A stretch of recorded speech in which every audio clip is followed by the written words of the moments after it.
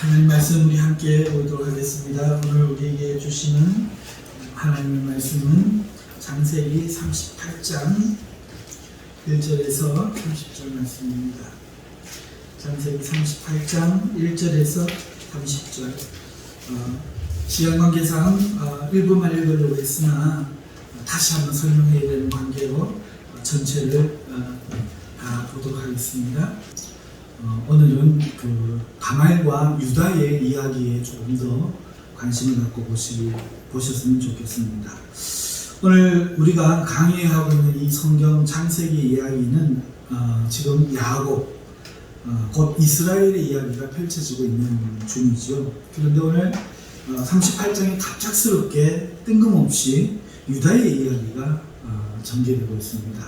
그런데 이 이야기도 계속해서 전개되지 않습니다. 그 다음부터는 이제 요셉의 이야기가 나오죠. 그러니까 원래 계획이 이거였습니다. 야곱의 이야기, 그 다음에는 요셉의 이야기, 이렇게 이어지는 겁니다. 아브라함, 그리고 그 아들 이삭, 이삭의 아들 야곱, 야곱의 아들 누구죠? 루벤이 되거나 해야 되는데, 족장의 이야기에서 연결되어지는 것은 요셉이죠. 요셉. 아주 다른 전개가 지금 뭔가의 이유로 말미암아 벌어지는데, 벌어지기 전에 요셉 이야기가 이미 시작되었는데 그 중간에 38장에 한 장 유다의 이야기가 들어가는 겁니다. 그러니까 이거는 굉장히 고명 같은 뭔가 이렇게 색다른 그런 것을 우리에게 보여주려고 하는 장치다, 이렇게 생각할 수 있는데요. 자, 그런 역할에 맞게 오늘 우리가 읽은 이 성경에는 차마 성경에 기록할 수 없을 것 같은 충격적인 내용을 우리는 보게 됩니다. 정말 충격적이죠.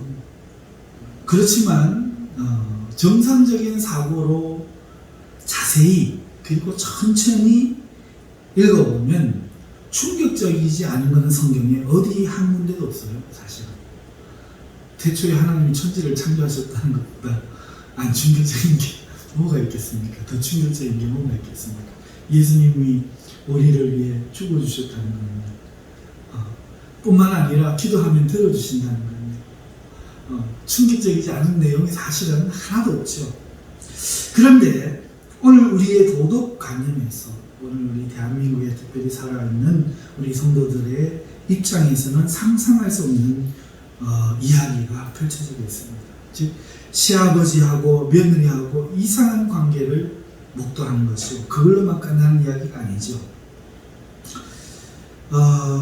그런데 이 이야기가 이상하게 성경은 거스르지 않고 자세한 내막까지 고스란히 기록하고 있다는 겁니다. 우리의 아픔이죠. 세상 사람들은 이렇게 이야기합니다. 성경은 가짜라고. 성경은 하나님을 믿는 사람들이 가짜로 지은 책이라고요. 그 사람들의 말을 우리는 이것을 들어서 반박할 수 있습니다. 당신이 성경을 짓는다면 불리한 걸 쓰겠냐? 어리석은 사람아. 여러분, 목사님들이 오늘 이 장면하고 그 다음에 아브라함의 조카 롯의 두 딸 관계하고 이야기는 설교를 가장 안 하려고 하는 그런 부분이잖아요. 세상에 누가 있어서 성경을 쓰면서 나를 위해 성경을 썼다면 이 불리한 이야기를 담겠습니까? 그런데 오늘은 시시콜콜한 것까지 너무너무 불리한 우리 한국 사람의 입장에서는 용인할 수 없는 그 이야기가 거룩한 책 성경에 들어있다는 것이죠. 그 의미를 우리가 어느 정도는 알고 있지만 다시 한번 밝히기 전에 우리의 이야기의 전모를 좀 살펴보겠습니다. 처음 시작은 이렇게 시작되었습니다. 어떤 이유인지 모르겠지만은 유다가 형제들을 떠났다, 이렇게 말하고 있어요. 여러분, 이유는 밝혀지지 않습니다. 요셉을 판 것이 영향이었을까? 이유가 뭔지 모르겠어요. 한 아버지 밑에 그 여러 아내들이, 그리고 그 여러 자식들이 지금 살아가는 이 모습이 아주 진절이 나고 싫어서 했을까? 아니면 하나님의 언약이 이제는 시시해졌을까? 이유는 알 수가 없습니다만 어쨌든 형제들을 떠나서 아둘람 사람 히라와 가까이 하게 됩니다. 여기서 아둘람이라는 것은 우리가 아둘람 굴이 생각이 나죠. 바로 다윗이 그 사울의 핍박을 피해서 그 나라에서 도망갔을 때 있던 변방의 땅이죠. 자, 그런데 여기에 히라라는 사람이 있었는데 어떻게 알게 됐는지는 모릅니다만 유다는 그 히라와 가까이 하게 됩니다. 그리고 그곳에서 한 여인을 알게 됐는데 그 여인은 이스라엘 여인이 아니라 가나안 여인이었습니다. 여러분, 성경에서 떠나간다 라는 이 말이 종종 어떤 불길한 일을 앞둔 전조처럼 사용될 때가 많아요. 영화에 보면 땡 소리가 나고 나면 꼭 사고가 나고, 그러면 그 영화 속에서는 땡 소리가 나면 무슨 안 좋은 게 등장한갑다 이렇게 우리가 미리 알아볼 수 있는 것처럼 이 전조로 떠나간다라는 말이 많이 쓰여요. 예를 들면은 이스라엘의 흉년이 많이 들었을 때에 이스라엘을 떠났던 사람이 있습니다. 나오미와 그 남편 엘리멜렉이 그렇죠. 그들은 그곳에서 남자들이 다 죽어버려요. 그리고 여인들만 남은 채 고향으로 울며 돌아오게 되죠. 그때 떠났다라는 말이 씁니다.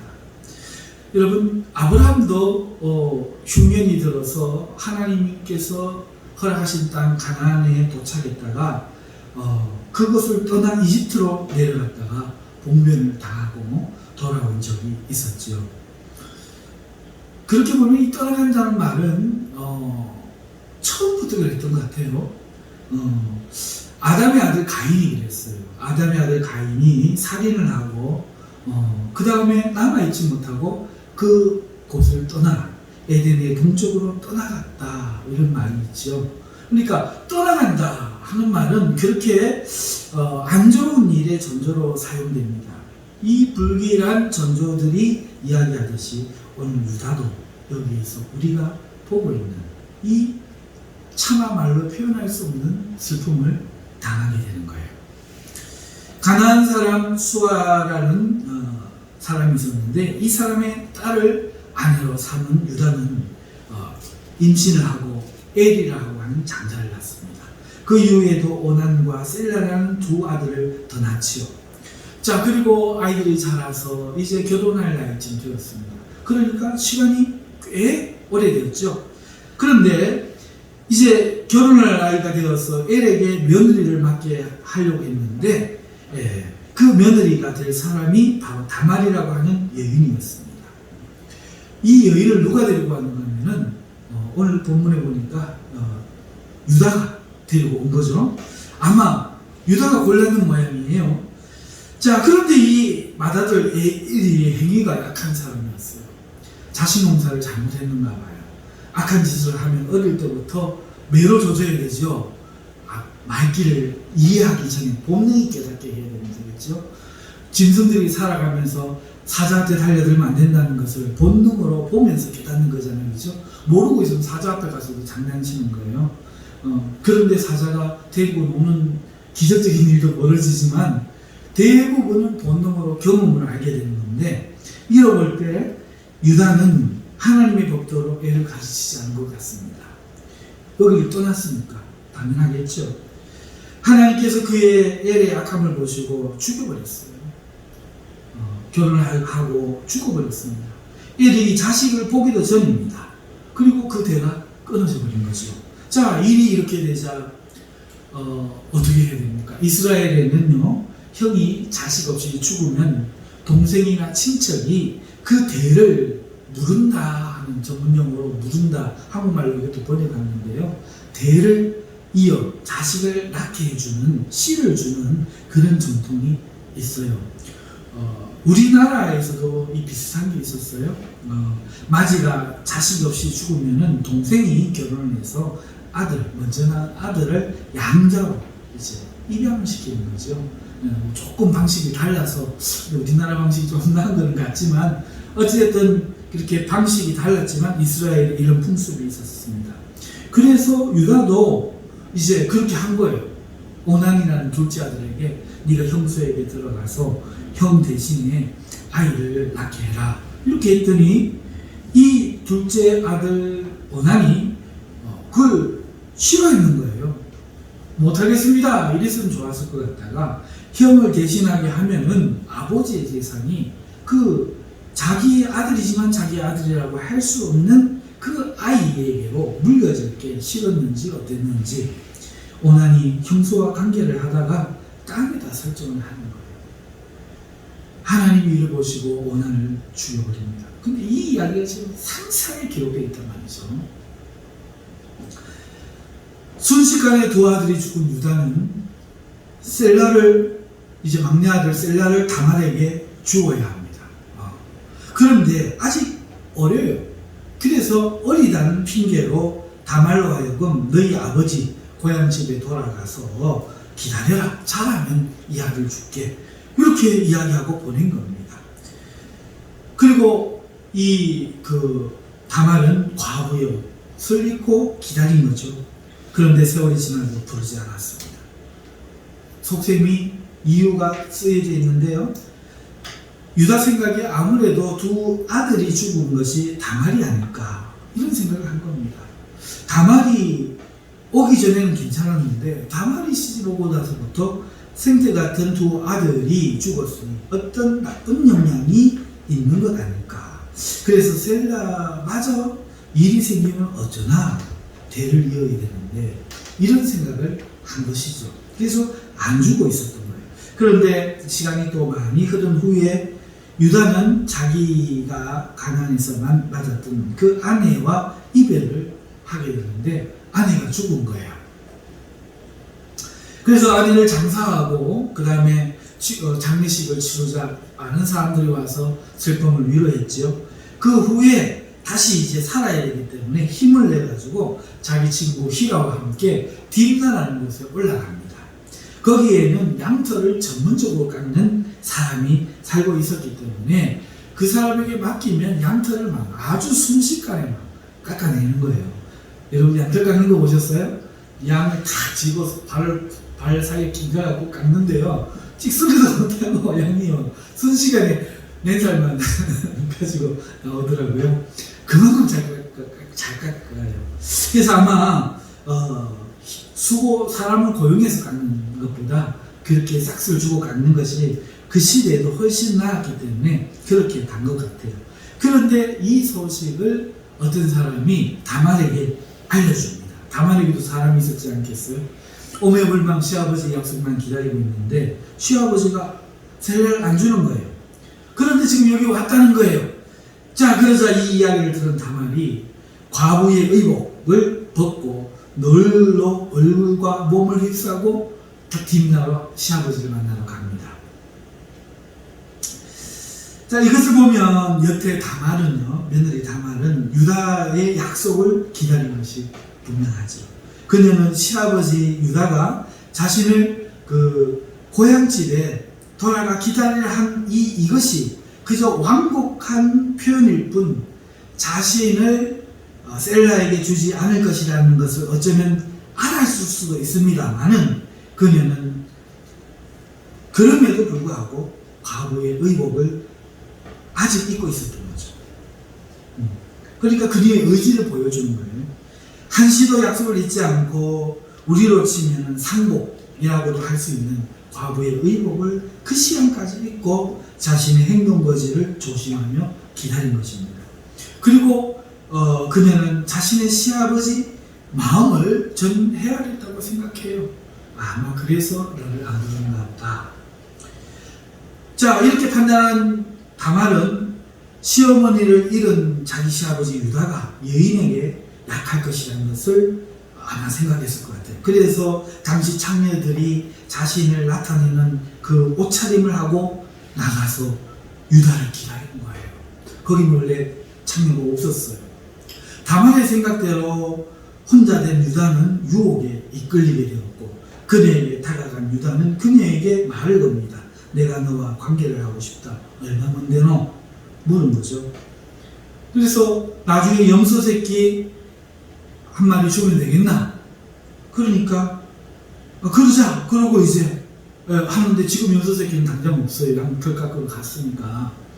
그래서 그러면 담보물을 뭐 줄 수 있느냐 물었더니 유다가 가지고 있는 것이 도장, 그리고 도장에 달린 끈, 그리고 지팡이, 이거밖에 없는 거예요. 그래서 그럼 그거 주고 나중에 염소새끼 주시오, 이렇게 이야기를 하고 그녀와 관계를 갖습니다.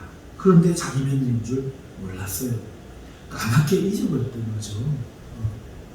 음성을 변조했는지 모르겠습니다만은. 그리고 후에 이제 엽서를 가지고 갔는데 그런 얘기가 없다는 거예요. 여기는 원래 창녀 같은 것은 없어, 이러는 거예요. 귀신곡하려고 그러시지만 어찌됐든 간에 시간이 흘러 석 달이 지났습니다. 누군가가 다말이 임신한 것 같다고 유다에게 알려왔어요. 여러분, 저는 설교 준비할 때까지 못 깨달았는데 다시 오늘 본문을 예배 시간 읽으면서 깨달아지기를 이거 다말이 의도한 거다, 이 생각이 들더라고요. 여러분, 석 달이면 어떤 증상 생기죠? 배가 나오나요? 그거 안 나와요. 배 안 나와요. 입덧, 그쵸? 입덧. 보통 배에서는 안 되는 아기를 뵌 사람들은 어떻게 하죠? 입덧을 하면 오늘 내가 좀 체했는가 이러고 숨기잖아요. 잘 안 들킨단 말입니다. 그런데 입덧을 이렇게 드러내고 하지 않았을까? 자기 오히려 10달까지 기다릴 게 아니라 이 일의 시종관계를 이제는 밝혀야 된다 생각하고 다말이 그렇게 한 것 같아요. 그 당시에도 이 도덕 일륜적인 이런 큰 일이었기 때문에 이 이야기가 즉각 유다의 귀에 들어갑니다. 유다가 화를 불같이 내요. 그러면서 불에 태워 죽여버려라, 이렇게 막 분노를 합니다. 왜 그랬을까?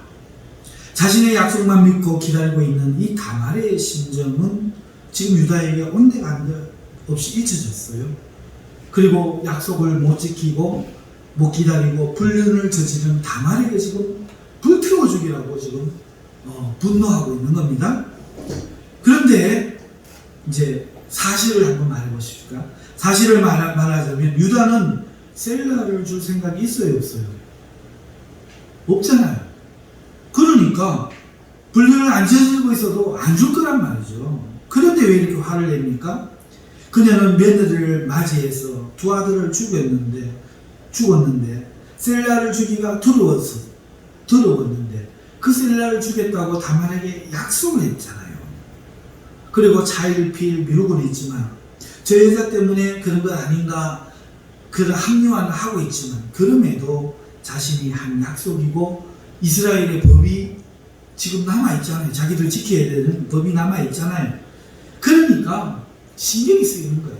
그러던 차에 아비를 알 수 없는 애를 뱄다 소리가 들리니까 이때다 싶어 문제를 빨리 치워버리고 덮어버리고 싶은 거죠. 그러니까 불태워서 빨리 죽여라, 이렇게 하고 있는 모습을 우리가 볼 수 있다는 거죠. 그런데 이야기가 엉뚱하게 흘러가요. 다말이 사람을 보냅니다. 그리고 그 물건을 가진 사람의 주인이 나를 임신하게 했다, 이 물건이 주인이 누구인지 보십시오, 이렇게 이야기를 하게 한 겁니다. 유다는 즉시 알지요. 자기 잘못을 깨닫게 됩니다. 그것을 보고. 여러분, 자기 잘못이 뭡니까? 약속은 지켜져야 되죠. 다말의 아들들이 죽은 거는 정확하게 다말의 죄가 아닙니다. 다말이 그렇게 맞는 게 아니죠. 엘이 아키스였습니다. 오난의 행위가 아키스, 하나님이 죽인 겁니다. 다말하고는 전혀 관계가 없는 거죠. 그러니까 사실은요, 좀 원망스럽고 조금 일이 잘못되면 누군가의 책임으로 돌려야 우리가 마음이 시원하잖아요. 그렇죠? 우리 코로나가 터졌을 때 이 국민의 분노를 문단속을 하지 않은 뒷문을 열어놨던 춘절이란 그 저기에 중국 사람들이 들어오게 그대로 열어놨던 이것으로 인하여 코로나가 왔던 그 잘못을 누군가에게 돌려야 돼요. 그게 누구였어요? 신천지였잖아요. 그리고 대구였잖아요. 그래가지고 신천지와 교회는 다 같은 기독교고 대구는 우리나라에서 살수 끄갖고 독립을 시켜라 막 난리가 났잖아요. 왜? 화살이 내게만 하면 되거든요. 딴 데로 가버리면 나라가 평안해져. 미워할 대상이 있으면 사람이 마음이 희한합니다. 미워할 대상이 있으면요, 미움을 폭발시키고 끝내요. 그러니까 지금 그런 거죠. 지금 이 다말을 미워해버리면은 끝나는 거죠. 자, 그런데 이 잘못을 깨달은 거예요. 내가 이 다말에게 그렇게 했다. 나는 약속을 지켰어야만 했다. 내가 운명의 주관자가 아니다. 운명을 내가 그런 식으로 해서 바꾸어서는 안 되었다. 내가 지켜야 될 법이 있었다. 이거를 유다가 뒤늦게라도 깨달은 것이죠. 그러면서 자기가 형을 떠날 때부터 이 일이 기원된 거지. 다말은 그 과정에 그저 존재했던 것이지, 이것은 다말의 잘못이 아니다. 다말은 자기의 권리를 찾고 자기의 가치를 지키려고 최선을 다했다. 이렇게 깨달은 겁니다. 이 유다의 이야기입니다. 이제 다말의 이야기를 좀 해볼게요. 무엇이 옳습니까? 다말 입장에서. 다말은 창녀가 아닙니다. 그녀는 비록 이스라엘 사람은 아니지만 한 가정에서 한 아버지의 이름 있는 아버지를 둔 가문의 예쁜 딸이었습니다. 어느 날 자기 민족 사람이 아닌 이국의 다른 나라의 다른 족속의 남자가 오더니 자기를 이쁘게 보고 자기 아들을 소개시켜주고 자기 아들의 며느리로 삼겠다는 겁니다. 그래서 이 다말은 당당하게 자기 아버지와 그 남자의 관계도 있고 해서 그 아들의 아내가 되었습니다. 결혼을 한 거죠. 당당하게 자기 선택으로 결혼한 거, 팔린 게 아닙니다. 당당하게 결혼한 겁니다. 그리고 그녀를 그 엘에게 이끈 것이 유다 시아버지 본인이었어요. 다말은 그것이 어떤 의미인지 알고 있었습니다. 자신이 가나안 사람이 아니라 이스라엘 사람의 집에 시집을 간다는 거예요. 이것은 이제는 내가 이 가나안 사람의 이방인의 풍습으로 살면 안 되고 이스라엘인의 풍습을 따라 살아야 된다는 의미였던 것이죠. 이걸 결심한 거예요. 다말이 결심하고 허락해서 엘의 아내가 되었는데, 근데 결혼해보니 속은 거예요. 남편이 악한 사람이었던 거죠. 알아보지 못하고 결혼했던 그것이 문제이긴 하지만, 자, 이러자 하나님이 애를 죽여버립니다. 다말의 인생이 갑자기 크게 곤두박질 친 거죠. 굉장히 상하고 만 거였어요. 이제 어떻게 회복해야 될까?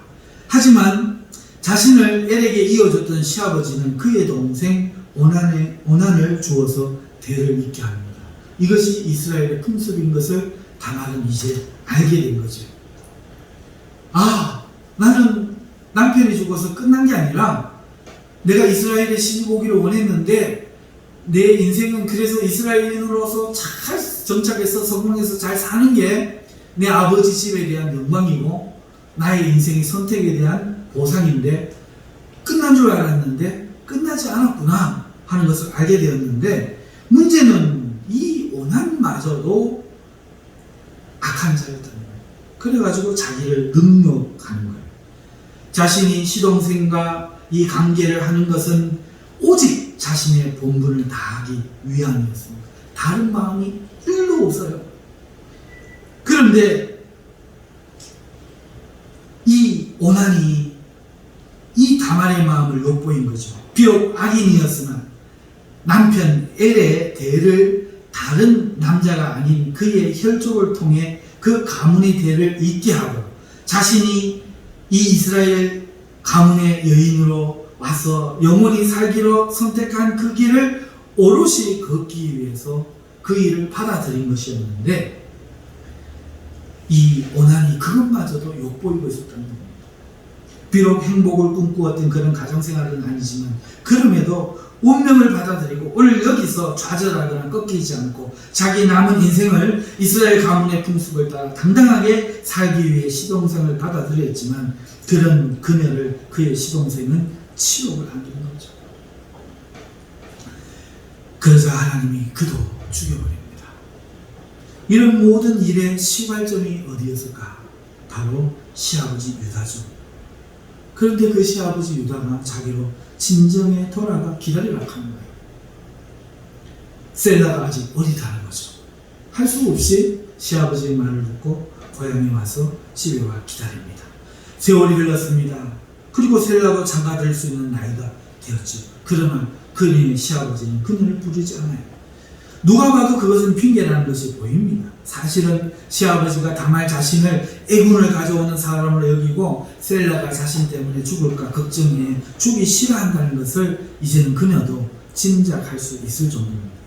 그러나 자신은 그를 믿고 있고 그리고 아직 과거의 옷을 벗지 않았고 또 부끄러움 없이 옆도 돌아보지 않고 살고 있었습니다.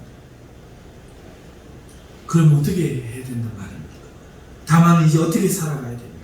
여기서 그만두면 다말의 인생은 그야말로 남에 의해 비참하게 꼬여버린 인생이 되는 겁니다. 자신이 유다라는 사람에 의해 새로운 삶의 방향을 받아들인 것밖에는 없었는데 그 유다에 의해 지금 버려지고 있는 겁니다. 다말은 어떻게 해야 됩니까? 다말은 자신이 이스라엘 가문의 사람으로 끝까지 사는 길만이 자기를 더러움에 방치하지 않는 것이라 생각하고 그들의 풍습대로 법대로 하기로 결정합니다. 남편의 대를 이을 수 있으면 이어줘야 한다는 이 당연한 일을 거부하고 있는 이 유다에게 다말은 그 책임을 지게 할 생각이었습니다. 다말은 유다를 통해 아이를 결국은 갖게 되죠.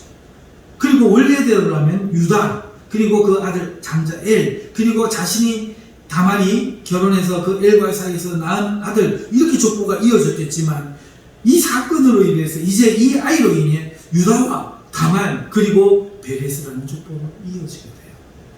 하나님은 이 여인의 인생을 보시고 들으셨던 거예요. 그리고 그 선택으로 베레스를 낳게 되었는데 그 베레스를 통해서 다윗 왕이 나는 거예요. 그리고 이스라엘의 참왕이신 예수님을 오는 겁니다. 사랑하는 성도 여러분, 유다는 이러한 다말, 즉 이방인이지만 유대인으로 살게 된 자신의 운명을 끝까지 포기하지 않고 유대 방식으로 문제를 해결하는 이 다말을 보면서 자기는 유대인이지만 형제를 떠나 살고 있는 모습을 보게 되는 거예요. 너는 이방인인데도 너를 위해서 유대인으로 살기를 원하느냐? 나는 유대인인데도 내가 형제를 떠나 유대인으로 살기를 원치 않았구나. 그리고 네가 옳다. 네가 옳다. 유대인이 유대인으로 사는 것이 옳은 일이다. 그리고 너는 유대인이 되기로 결정했으니 비록 적붙어진 유대인일지라도 유대인으로 사는 게 옳은 일이구나 하는 것을 깨달은 거죠. 네가 나보다 옳다 깨닫고 자기 형제들에게 돌아가죠. 사람의 관점에서 보면 오늘 본문은 어쩌면 부끄럽고 입에 담고 싶지 않은 이야기일 수 있어요. 세상에 이런 책이 있을까 싶을 정도로 아주 적나라하죠. 그래서 성경을 거룩하게 여기고 그 거룩함을 자기의 정체성으로 삼으려고 하는 자들에게는 너무너무 불편한 성경입니다. 거룩의 본질을 알지 못하고 성경을 그저 거룩한 나는 하나님의 성경을 이렇게 생각하는 사람에게는 이 본문과 다른 몇 가지 본문들은 너무너무 불편하죠. 하지만 하나님은 이 부끄러운 이야기를 아주 자세하게 기록하게 하셨습니다. 무엇을 원하셨을까요? 무엇을 원하셨을까? 바로 다말의 이야기를 통해 우리도 유다처럼 깨닫기를 원하셨던 겁니다. 유대인은 유대인으로, 이스라엘 사람은 이스라엘 사람, 기독교인은 기독교인으로 살아야 한다 하는 겁니다. 누구 곁에서요? 형제 곁에서. 형제 곁에서. 오늘 이 세상에는 교회를 떠나고 믿음을 떠나 세상 사람들에게 가서 사는 사람들이 참 많습니다. 형제들이 여러 엄마 아래서 서로 미워하고 팔고 죽이려는 것이 싫었을 수도 있겠고, 유다가 말이에요. 그것을 방치하는 아버지가 싫었을 수도 있겠고, 하나님의 약속이 시시하게 느껴졌을 수도 있겠지만, 유다가 친구 히라를 만나 형제들을 떠난 것처럼 오늘 많은 믿음의 사람들이 교회 안에 이러저러한 이유로 세상을 떠나 살고 있어요. 교회 중심이 아닙니다. 형제 중심이 아니에요. 하나님의 신앙인을 공동체, 형제들의 모임으로 부르셨는데 개인 중심으로 떠나가서 살고 있는 거죠. 혹은 떠나지는 않았지만 그와 같은 마음을 가지고 교회 안에서 거리감을 두고 살아가고 있는 많은 성도들을 오늘 우리는 보게 됩니다. 그러나 다말을 통해 유다 자신이 살아야 될 곳이 어디인지 유다가 알게 한 것처럼 지금 이렇게 사는 모습이 부끄러움의 모습인 것을 우리로 하여금 알게 하시기를 하나님 원하십니다. 유다의 형제들이 어떤 모습이든지 그들의 출신이 어떠하든지 간에 그것은 복된 부름이었어요. 복된 모임이었습니다.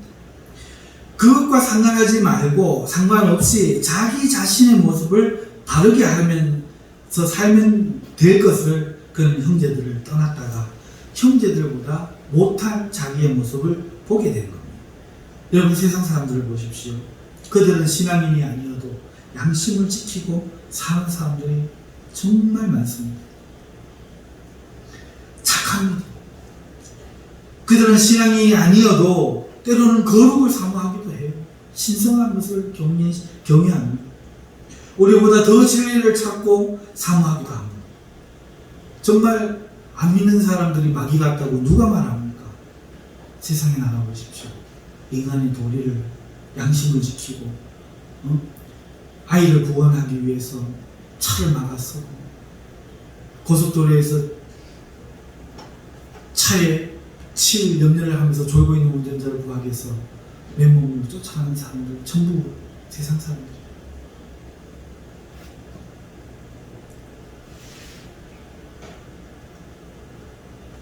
그런데 오히려 거룩한 존재로 부름받고 진리가 주어지고 성령으로 양심을 새롭게 하는 우리는 지금 어디서 무엇을 합니까? 유다가 며느리 앞에 부끄러운 존재가 되었듯이 오늘 우리도 부끄러운 자가당착에 빠진 사람들로 살고 있지는 않습니까? 그 많은 정치인들이 기독교인이라는데 오늘 교회 목사들의 행태를 볼 때 여러분 어떻습니까? 지금 우리를 돌아봐야 돼. 예수 믿는 사람들이 말이 그렇게 많답니다. 말이나 안 하면 덜 무서운데 믿지 않는 사람들하고 만나서 그렇게 하는 이야기도 많이 하고 옳은 얘기는 그렇게 한답니다. 하면서 이익관계에 있어서 내가 먼저 일하려고 하지 않고 내가 더 무거운 거 지려고 하지 않고 내가 먼저 돈 내려고 하지 않고 내가 먼저 손해보려고 하지 않고 그렇게 빤질나게 군답니다. 그래서 세상 사람들이 싫어해요.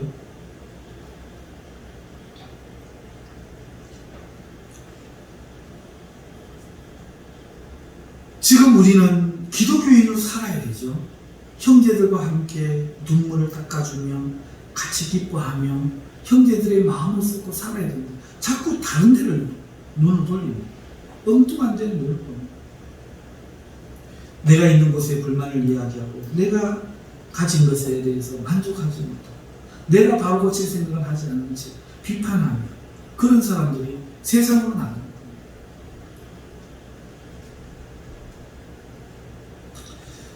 하지만 이 유다의 이야기를 통해서 하나님은 다시 한번 우리를 생각하게 합니다. 사람의 관점은 이 보이는 것에 수치를 느끼는 거죠. 오늘 이런 이야기 완전 개족본에 하지만 하나님의 관점은 보이지 않는 것에 부끄러움을 느껴야 한다고 말하고 있습니다. 오늘 내가 형제를 비난하기 전에 형제를 사랑하는 거예요. 오늘 내가 형제에게 요구하기 전에 내가 해줄 수 있는 것을 할 수 있는가? 오늘 내가 과연 최선의 일을 선택하고 있는가? 나는 오늘 형제 곁에 살면서 그 부끄러운 모습들을 감당하고 거기에서 다말처럼 내가 여기에서 올바른 모습으로 살기 위해서 어떻게 해야 될까 고민하고 있는가? 이 부분을 우리에게 생각하게 한다는 것이죠. 말씀드렸습니다. 오늘 우리의 현실에서 우리는 신앙인으로 살려고 하지 않는 모든 것에 부끄러움을 느껴야 된다는 게 말씀의 교훈입니다. 일을 하면서 신앙과 결부시키면 안 된다. 누가 그럽니까? 가정생활을 하면서 신앙과 결부시키면 안 된다. 누가 그럽니까? 모든 것은 신앙과 결부. 내가 기독교인이라 하는 것은 교회 안에, 예배당 안에서가 아니라 내가 있는 모든 자리에서 기독교인이어야 오늘 이 자리에서 기독교인인 겁니다. 그렇지 않고 있으면 나는 유다와 같이 자가당착에 빠진 부끄러운 사람입니다. 그리고는 문제들을 제거하려고 하겠죠. 사랑하는 성도 여러분, 오늘 우리는 이 보이지 않는 문제에 대해서 눈을 떠야 돼요. 이제 나는 유대인을 찾으러 기독교인을 찾으러 돌아가야 합니다. 그게 뭡니까? 내 삶에서 기독교인으로 신앙인으로 살려고 하는 마음. 자그마한 유익을 취하지 않고 겉옷을 원하는 자에게는 속옷도 주고 오리를 가기를 원하는 심리를 가고 하신 주님의 말씀을 들어서 신앙인으로 살려고 노력해야 된다는 거죠. 그게 바로 다말의 이야기가 들려주는 겁니다. 오늘 우리는 이방인으로서 우상을 섬기던 민족의 아버지 어머니를 두는 자의 후손으로 태어났지만 오늘 우리를 예수님께로 인도하게 하셨습니다. 오늘 우리는 예수님께로 나와 예수님의 결혼 약속을 받은 신부들입니다. 그러면 오늘 우리는 다말처럼 이제 예수님의 아내로 살아갈 각오를 가져야 되겠죠. 그러므로 내가 어느 자리, 어떤 곳에서든지 신앙인으로 살려고 하는 이 마음을 지킬 때 우리는 바로 다말과 같이 하나님께서 기억하시는 사람이 되어줄 줄 믿습니다. 그러므로 오늘 우리 모두가 매 순간 이기지 못하는 것이 있었으면 안 됩니다. 매 순간 모든 일에 신앙인으로서 바로 설 수 있게 되기를 주님으로 축원드립니다. 우리 다 함께 하나님 앞에 주여 외치고 말씀을 붙잡고 기도하십시다.